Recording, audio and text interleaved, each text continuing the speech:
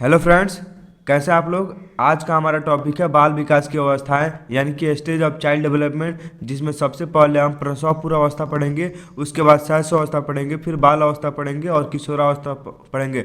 दोस्तों, जितने भी अवस्था हम पढ़ेंगे उन सबका इंपॉर्टेंट पॉइंट भी देखेंगे जो हमारे हर एग्जाम में पूछा जाता है, चाहे हमारा सीटेट हो या बीटेट हो या कोई भी टेट एग्जाम हो। दोस्तों, इनका पॉइंट जो है इंपॉर्टेंट वो एग्जाम में पूछा जाता है, तो आज सबका डिस्कशन करेंगे हम दोस्तों, और कुछ प्रश्न उत्तर भी करेंगे ताकि आपका सभी कॉन्सेप्ट क्लियर हो जाए। तो आप दोस्तों वीडियो पूरा देखिए और एक एक पॉइंट समझने की कोशिश कीजिए। तो सबसे पहले हम जो स्टेज पढ़ेंगे वो प्रसव पूर्व अवस्था है, जो बाल विकास की सबसे प्रथम अवस्था है, जिसमें बच्चा जो होता है वह माँ के गर्भ में होता है। आइए दोस्तों इसका टाइम पीरियड देखते हैं। इसका टाइम पीरियड होता है 9 महीना। जो माँ के गर्भ में बच्चा रहता है उसका टाइम पीरियड होता है 9 महीना या 280 दिन। इसे प्रसव पूर्व अवस्था भी कहते हैं। हमारे एग्जाम में प्रश्न पूछता है कि प्रसव पूर्व अवस्था का कितना टाइम टेबल होता है, तो उसका टाइम टेबल 9 महीना होता है या 280 दिन होता है।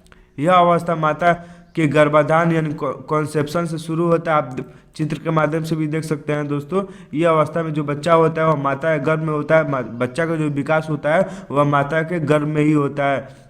नेक्स्ट अवस्था हमारा शैशव अवस्था, इसे इन्फेंसी स्टेज भी कहते हैं, जिसका टाइम पीरियड होता है जन्म से 2 वर्ष। आप चित्र के माध्यम से बच्चा देख सकते हैं दोस्तों।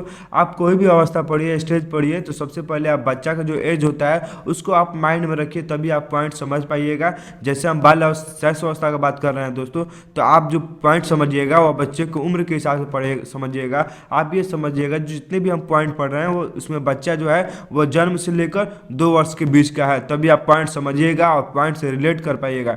सबसे फर्स्ट पॉइंट हमारा दोस्तों, इस अवस्था में शिशु पूर्ण रूप से माता पिता पर निर्भर रहता है। जो शैशव अवस्था का बच्चा होता है वह पूर्ण रूप से माता पिता पर निर्भर रहता है। जैसे उस अवस्था का बच्चा ना चल सकता है ना कुछ कार्य कर सकता है, इसलिए उसका जो भी कार्य होता है, चाहे उसे खाना खिलाना होता है, दूध पिलाना होता है या कहीं घुमाना होता है, उसके माता पिता भी उसे करते हैं। इसलिए इस अवस्था में कहा गया है कि इस अवस्था का बच्चा पूर्ण रूप से माता पिता पे निर्भर रहता है। उसका व्यवहार मूल प्रवृत्तियों पर आधारित होता है। इस अवस्था में जो बच्चा होता है, मूल प्रवृत्तियां हम आपको बताएं दोस्तों, मूल प्रवृत्तियां 14 होती है। हंसना, खेलना, रोना, गाना, ये सभी मूल प्रवृत्तियां होती है। तो बच्चा जो भी कार्य कराना होता है, तो देखिएगा आप, जो छोटा बच्चा होता है वो अपना कार्य रो के कराता है, क्योंकि वो बोल नहीं सकता है। इस अवस्था तक बच्चा बोलने में एक्सपर्ट नहीं होता है, इसलिए वह रो के या हंस के अपना कार्य कराता है।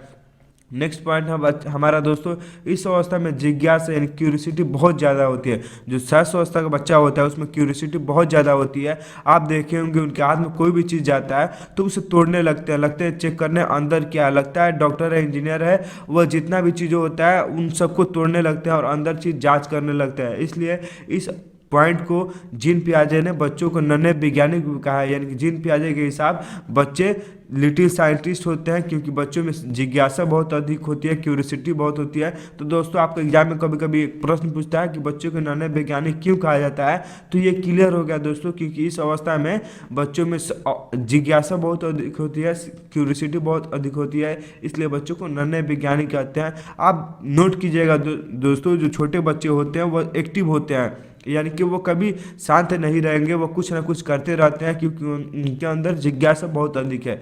नेक्स्ट पॉइंट हमारा दोस्तों, इस अवस्था में आत्म प्रेम की भावना यानी कि फीलिंग्स ऑफ सेल्फ लव होती है। देखिए दोस्तों, जो छोटा बच्चा होता है, मान लीजिए किसी घर में 2 बच्चा है, अगर आप एक बच्चे से ज़्यादा प्यार कीजिएगा, उसे गोद में खिलाइएगा या घुमाइएगा, तो दूसरा बच्चा होगा वो ऑटोमेटिक रोने लगेगा। उसे लगेगा मुझसे कोई प्यार नहीं करता है, वो चाहेगा जो हम खेलें, मम्मी के साथ हम खेलें या पिताजी के साथ हम खेलें। तो इसमें आत्म प्रेम की भावना बहुत अधिक होती है।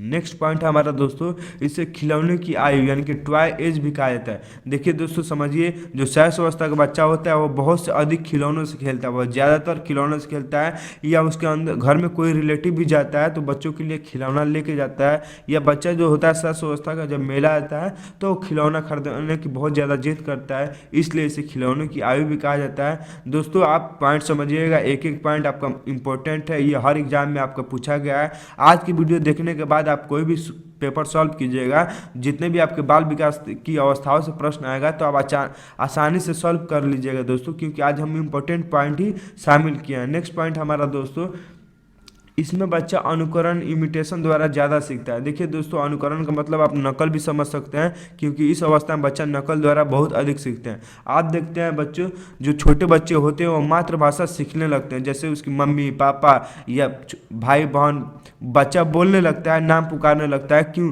कि ना इसके सीखने के लिए ना वो स्कूल जाता है, ना कोचिंग करता है, ना बुक पढ़ता है, वह नकल करके मातृभाषा सीख जाता है। जो उसकी लोकल लैंग्वेज जो भाषा बोली जाती है, उस भाषा बच्चा जो होता है उस भाषा को नकल करके वह भाषा सीख जाता है। जैसे कोई पिताजी सेविंग करते हो किसी बच्चे का, तो बच्चा भी होगा उनका नकल करने लगेगा, वो भी सेविंग करने लगेगा। नेक्स्ट पॉइंट हमारा दोस्तों, इसे अतार्किक चिंतन की अवस्था कहा जाता है। देखिए दोस्तों, इस अवस्था में बच्चे चिंतन नहीं कर पाते हैं, क्योंकि वो सहस अवस्था में, आप उम्र का पीरियड देखिए दोस्तों, वो जन्म से 2 वर्ष के बीच है, तो उस अवस्था में वो क्या चिंतन करेगा। वो जो भी कार्य होता है वो अपने रो के या हंस के कराता है, अपने मम्मी पापा से कराता है। उसमें जो बच्चे होते हैं इस अवस्था के, वो तर्क नहीं कर पाते हैं, चिंतन नहीं कर पाएंगे। नेक्स्ट पॉइंट हमारा दोस्तों, अब नेक्स्ट स्टेज है शैशव अवस्था में। जितना भी इंपॉर्टेंट पॉइंट था उन इंपॉर्टेंट पॉइंट को हम कर लिए दोस्तों। अब हमारा नेक्स्ट स्टेज है दोस्तों बाल्य अवस्था, जो 6 से 12 वर्ष का बीच को होता है। आपके एग्जाम में डायरेक्ट प्रश्न भी पूछ देता है कि बाल्य अवस्था का एज बताइए, तो बाल्य अवस्था का एज होता है 6 से 12 अवस्था, 6 से 12 वर्ष।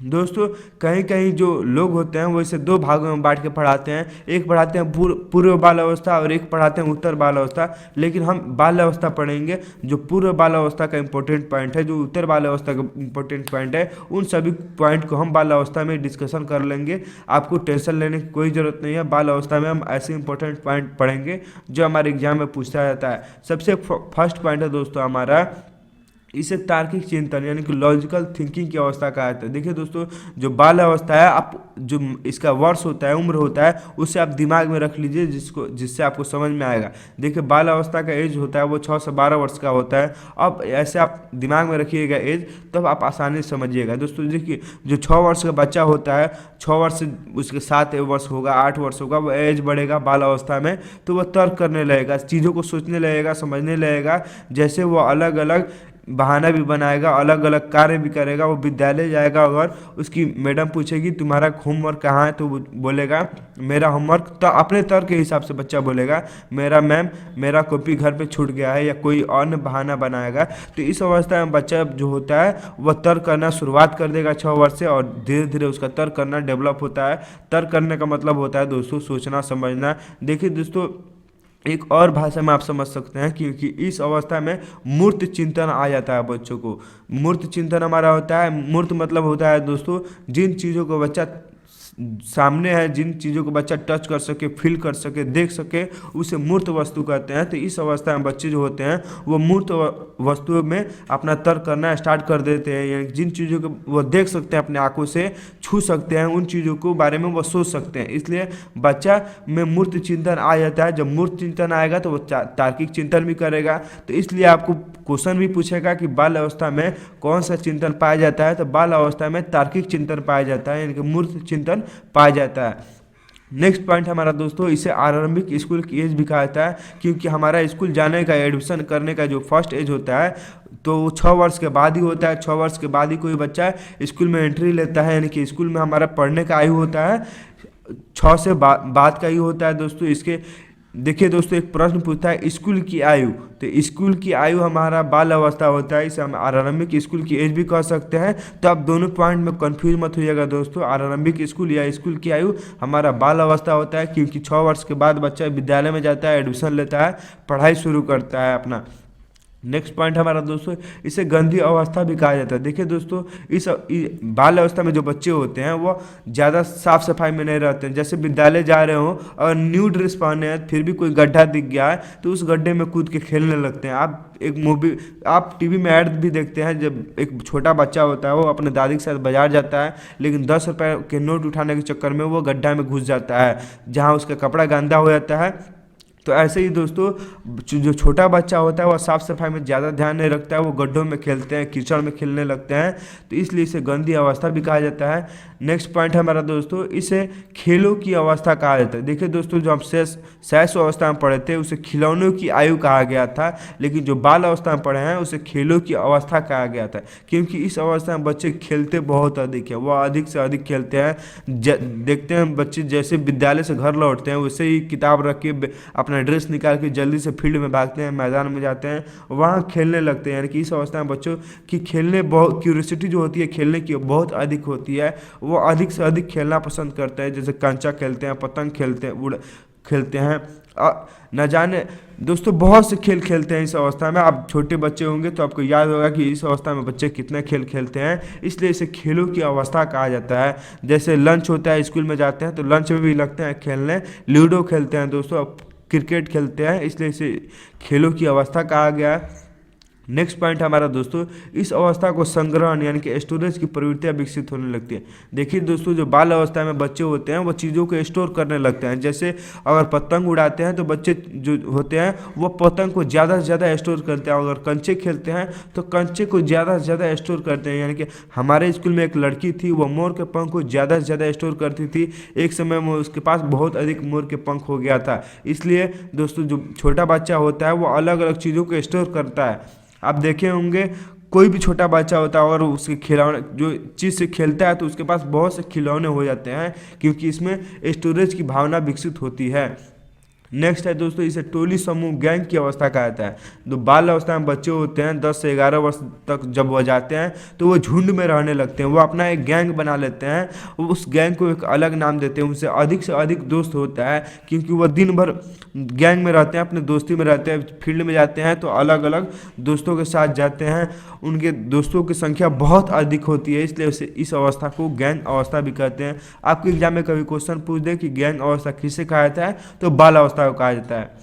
नेक्स्ट है दोस्तों, इसे जीवन का अनोखा काल यूनिक पीरियड कहा गया। देखिए दोस्तों, जो बाल अवस्था है उसे अनोखा काल इसलिए कहा गया क्योंकि आप किसी से भी पूछिएगा तो वो बोलेगा मैं बचपन में जाना चाहता हूँ। बचपन में कोई कार्य नहीं होता है दोस्तों, सिर्फ पढ़ना होता है, खेलना होता है, नो टेंशन होता है। जैसे आप अभी हैं तो आपका कितना चीज़ का टेंशन है, जॉब का टेंशन है, ब्रेकअप का टेंशन होता है। जैसे जैसे आप बड़े होते हैं वैसे वैसे आपका टेंशन बढ़ने लगता है। इसलिए सब कुछ चाहता है जब हम बचपन में जाए, बचपन में कोई टेंशन नहीं होता है दोस्तों, सिर्फ पढ़ना होता है, खेलना होता है, कूदना होता है, इसलिए इस जीवन का अनोखा काल भी कहा जाता है। अब दोस्तों, हमारा बाल अवस्था यहाँ खत्म होता है, अब हमारा किशोरावस्था आता है, जो 4th स्टेज है दोस्तों, ये हमारा लास्ट स्टेज है। इसके बाद कुछ प्रश्न उत्तर करेंगे, सभी आपका डाउट क्लियर कर देंगे आज, और कॉन्सेप्ट भी क्लियर हो जाएगा दोस्तों। किशोरावस्था इसे एडोलेसेंस कहा जाता है, जिसका टाइम पीरियड होता है 13 से 18 वर्ष। दोस्तों, आप इसका पॉइंट पढ़ते हुए आप ये नोट करिएगा, दिमाग में रखिएगा कि 13 से 18 वर्ष के बीच का बच्चा किशोरावस्था होता है। दोस्तों, हम किशोरावस्था तक इसलिए पढ़ते हैं क्योंकि हमारा सीटेट एग्जाम बच्चों के लिए होता है, यानी कि बच्चों को पढ़ाने के लिए होता है। उसके आगे प्रौढ़ावस्था होता है, वो सभी हम पढ़ना नहीं है, इंपॉर्टेंट नहीं है, इसलिए हम नहीं पढ़ते हैं। दोस्तों, इसका फर्स्ट पॉइंट है, इसे जीवन का सबसे कठिन काल कहा गया है। यानी किशोरावस्था में अलग अलग तरह का बच्चों का अपना लाइफ चुनना होता है, डिग्रियाँ चुननी होती है। वो इंटर के बाद 10th के बाद वो किस कॉलेज में जाते हैं, वो डॉक्टर बनना चाहते हैं कि इंजीनियर बनना चाहते हैं। तो इस अवस्था में बच्चे बहुत उलझन में रहते हैं, बहुत से बच्चों का ब्रेकअप रहता है, बहुत से इस अवस्था में बच्चों को माता पिता से अपने नहीं बनता है, इसलिए इसे कठिन काल कहा गया है। आप देखे होंगे दोस्तों, बच्चे कुछ डिप्रेशन में चले जाते हैं, कुछ बच्चे फेल हो जाते हैं। इस अवस्था में बच्चों का बोर्ड एग्जाम भी होता है, तो इसलिए आप कठिन काल भी कर सकते हैं। नेक्स्ट है, इसे संघर्ष, तनाव, आंधी तूफान और उलझन की अवस्था कहा जाता है। देखिए दोस्तों, इसमें इस अवस्था के अंदर बच्चे जो होते हैं उनके अंदर बहुत जोश पाया जाता है, उनमें संघर्ष करने की भावना होती है, और तनाव में होते हैं क्योंकि उनका बोर्ड एग्जाम होता है। वो आर्ट्स ले या साइंस ले या कॉमर्स ले या डॉक्टर बने या इंजीनियर बने, इसलिए इन चीज़ों को सोच सोच के वो तनाव में रहते हैं। लेकिन उनके अंदर आंधी यानी कि तूफान बहुत ज़्यादा होता है। दोस्तों, ये जो कथन है ये स्टैनली हॉल द्वारा कहा गया है। तो आपके एग्जाम में कभी कभी पूछ देता है कि किसने एडोलेसेंस को किस तनाव और तूफान की अवस्था कहा है, तो स्टैनली हॉल ने कहा है दोस्तों। किशोरावस्था उनका एक बुक भी है एडोलेसेंस करके, तो आप पढ़ना चाहें तो बुक भी पढ़ सकते हैं। नेक्स्ट पॉइंट है दोस्तों, इसमें विषम लिंगी आकर्षक होते हैं। देखिए दोस्तों, जो अभी बाल अवस्था तक था तो उसमें मेल जो बच्चा था वो मेल बच्चा से फ्रेंड दोस्ती करता था, जो फीमेल लड़की थी वो फीमेल लड़की से दोस्ती करती थी। लेकिन जैसे वो किशोरावस्था में आता है वो अपने अपोजिट जेंडर की ओर आकर्षित होने लगता है। अगर मेल है तो फीमेल की तरफ आकर्षित होगा, फीमेल है तो मेल की तरफ आकर्षित होने लगता है, यानी कि एक दूसरे की तरफ आकर्षित होने लगते हैं, इसलिए इसे विषम लिंगी आकर्षक भी कहता है। इस अवस्था तक बच्चे लड़की से भी दोस्ती करते हैं और लड़की लड़कों से भी दोस्ती करते हैं और प्यार में भी पड़ते हैं, ब्रेकअप भी होता है, इसलिए इसे विषमलिंगी आकर्षक कहा जाता है, क्योंकि इसमें जो जेंडर अपोजिट होता है उसमें हमारा आकर्षित यानी कि हमारा भावना ज़्यादा बढ़ जाता है। नेक्स्ट पॉइंट है दोस्तों, इस अवस्था को स्वर्णकाल या गोल्डन एज कहा जाता है। देखिए दोस्तों, इस अवस्था में अगर बच्चे सही तरीका से पार कर जाते हैं और अच्छे डिग्री का सिलेक्शन कर लेते हैं और अच्छे तरह से पढ़ लेते हैं तो उनका जो फ्यूचर होता है वो ब्राइट होता है, इसलिए इस अवस्था को गोल्डन एज कहा जाता है। अगर जो दोस्तों कोई बच्चा कॉलेज लाइफ अच्छे से पढ़ लेता है, आपको भी पता है, अगर अच्छे से जॉब पा लेता है तो उसका आगे का जितना भी फ्यूचर होता है वो सभी ब्राइट होता है, इसलिए इस अवस्था को गोल्डन एज कहा जाता है। इस अवस्था में आप जैसे करेंगे आपको नतीजा होगा वह आगे आपको वैसा ही मिलेगा। नेक्स्ट पॉइंट हमारा दोस्तों, इस अवस्था में वीर पूजा यानी कि हीरो वर्शिप की भावना होती है। देखिए दोस्तों, इस अवस्था में हर बच्चा अपना एक रोल मॉडल खोज लेते हैं, जैसे कोई बच्चा भगत सिंह को खोज लेता है, कोई बच्चा गांधी जी को खोज लेता है, कोई बच्चा सलमान खान, शाहरुख खान यानी कि अपना एक हीरो चुनते हैं, वर्षिप उसका पूजा करते हैं, यानी कि उसका रोल मॉडल मानते हैं, जैसे जैसे वो करता है वैसे वैसे ये फॉलो करके करते हैं। अगर सलमान खान का कोई बच्चा रोल मॉडल मानता होगा तो सलमान खान कोई बच्चा में फटा हुआ जीन्स पहन लेगा मूवी में, तो बच्चा भी फटा हुआ जीन्स पहन के घूमने लगता है, यानी कि अपना एक हीरो चुनते हैं जिससे रोल मॉडल सुनते हैं और वैसा ही बनने की कोशिश करते हैं। नेक्स्ट पॉइंट हमारा दोस्तों, इस अवस्था में अमूर्त चिंतन आ जाता है। देखिए दोस्तों, चीज़ों को एक दूसरे से कनेक्ट करके पढ़िएगा तो आप ज़्यादा समझ पाइएगा। जो हमारा शैशव अवस्था था उसमें अतार्किक चिंतन था, यानी कि इस अवस्था में बच्चे कोई तर्क नहीं कर पाते थे, लेकिन जो बाल अवस्था था वहाँ तार्किक चिंतन आ गया था। लेकिन कैसे आया था? सिर्फ मूर्त वस्तुओं के बीच में, जिन वस्तुओं को वो देख सकते थे, टच कर सकते थे, उन्हीं चीज़ों के बारे में सोच सकते थे। लेकिन अमूर्त चिंतन में अब वह जिन चीज़ों को नहीं देख सकते हैं उन चीज़ों के बारे में भी सोच सकते हैं, यानी कि अमूर्त मतलब होता है दोस्तों जिन चीज़ों को टच फील नहीं किया जा सके, जिन चीज़ों को देखा नहीं जा सके, उनके बारे में भी बच्चे सोचना प्रारंभ कर देते हैं। तो आप ऐसे समझिए दोस्तों, मान लीजिए कोई बच्चा मुंबई का है तो वह दिल्ली के बारे में भी सोचना प्रारंभ करेगा, उसमें वैज्ञानिक सोच भी आ जाएगा। जो चीज़ें उन्हें नहीं दिखाई दे रहा है, जैसे बच्चे शेर नहीं देखे हैं तो बच्चे शेर के बारे में भी सोचना प्रारंभ करते हैं, अमूर्त चिंतन करने लगते हैं, इस नियम से उदाहरण की तरफ पढ़ने लगते हैं। जो बच्चा मूर्त चिंतन में होगा वो आगमन विधि से पढ़ेगा, यानी पहले उदाहरण देखेगा उसके बाद नियम समझेगा। लेकिन अमूर्त चिंतन में बच्चा नियम से उदाहरण समझ जाएगा, उसे पहले फार्मूला बता देंगे तो वो अपना पॉइंट क्लियर कर लेगा, क्वेश्चन क्लियर कर लेगा। इसमें अमूर्त चिंतन भी आ जाता है। ठीक है दोस्तों, अब दोस्तों हमारा जो किशोरावस्था था, यहीं तक हमारा स्टेज था पढ़ने वाला, तो हम पढ़ लिए। अब कुछ प्रीवियस ईयर क्वेश्चन भी कर लेते हैं ताकि हमारा डाउट और कॉन्सेप्ट क्लियर हो जाए। दोस्तों ये सभी क्वेश्चन प्रीवियस ईयर में पूछे गए हैं, जो पिछले साल क्वेश्चन पूछे गए हैं, हम उन्हीं क्वेश्चन को लिए हैं ताकि आपका कॉन्सेप्ट क्लियर हो जाए। दोस्तों ये सभी क्वेश्चन किसी सीटेट एग्जाम में या कोई भी टेट एग्जाम में पूछा गया है, ये सभी इंपॉर्टेंट क्वेश्चन है, तो आप क्वेश्चन समझिए दोस्तों ताकि आपका कॉन्सेप्ट क्लियर हो। फर्स्ट क्वेश्चन हमारा, मानव विकास वह अवस्था है जिसे सुनहरी अवस्था यानी गोल्डन एज कहा जाता है। देखिए दोस्तों, हम पढ़े हैं मानव विकास की कौन सी अवस्था पूछ रहा है जिसे गोल्डन एज कहा गया है, तो एडोलेसेंस को गोल्डन एज कहा गया है और स्टेनली हॉल ने इसे ही तनाव और तूफान की अवस्था कहा है, इनका बुक भी है। तो एडोलेसेंस हमारा ऑप्शन होगा दोस्तों सही। नेक्स्ट पॉइंट हमारा, निम्नलिखित में से कौन सा बाल्यकाल यानी चाइल्डहुड को अन्य नाम नहीं है। दोस्तों देखिए 6 से 12 वर्ष, यानी कि आप चाइल्डहुड हमारा कितना होता है 6 से 12 वर्ष, तो पूछा इसमें जो बाल्यकाल 6 से 12 उसका नाम अन्य नाम नहीं है, यानी कि 3 नाम है, एक नाम नहीं होगा। देखिए दोस्तों, फर्स्ट होगा प्रारंभिक विद्यालय आयु, तो नाम है स्फूर्ति अवस्था, स्मार्ट एज, इसमें बच्चे के दाढ़ी मूंछ नहीं होता है तो बच्चे स्मार्ट भी दिखते हैं, बच्चे क्यूट भी लगते हैं, तो ये भी होगा। गिरोह से पहले ये नहीं होगा दोस्तों। देखिए गिरोह दल ये होगा दोस्तों, ये बच्चों का गैंग एज हो बोला जाता है बाल अवस्था को, तो ये हमारा सही होगा। जो 3 नंबर आंसर होगा ये हमारा गलत, यानी कि हमारा आंसर 3 नंबर होगा। गिरोह से पहले आयु प्री गैंग एज बाल अवस्था को कहा जाता है, अन्य नाम नहीं है। नेक्स्ट हमारा क्वेश्चन है दोस्तों, खिलौनों की आयु कहा जाता है। आपको पता है खिलौने की आयु किसे कहा जाता है? शैशव अवस्था को। खेलों की आयु दोस्तों बाल्य अवस्था कहा जाता है, तो आप ध्यान रखिएगा। देखिए दोस्तों, यहाँ ऑप्शन शैशव अवस्था भी सही हो सकता है और पूर्व बाल अवस्था भी सही होता है, लेकिन हमारे एग्जाम में ये दोनों ऑप्शन एक साथ नहीं देता है, तो आप टेंशन फ्री रहिएगा दोस्तों। या तो पूर्व बाल अवस्था देगा या शैशव अवस्था देगा, तो आप किसी एक ऑप्शन पे क्लिक कीजिएगा, या तो पूर्व बाल अवस्था पे या शैशव अवस्था पे। नेक्स्ट हमारा क्वेश्चन है दोस्तों, बाल्यकाल यानी चाइल्डहुड की अवस्था। आपको बताया है चाइल्डहुड हमारा होता है 6 से 12 वर्ष। देखिए ऑप्शन में कहाँ है वह सही होगा। देखिए दोस्तों, जन्म से लेकर 3 वर्ष तक, तीसरे वर्ष से लेकर 6 वर्ष तक, 6 वर्ष से लेकर 12 वर्ष तक, यही हमारा ऑप्शन 3 नंबर सही होगा। दोस्तों आज का हमारा वीडियो यहीं समाप्त होता है। उम्मीद आपको वीडियो समझ में आया होगा। तो आज की वीडियो देखने के लिए धन्यवाद।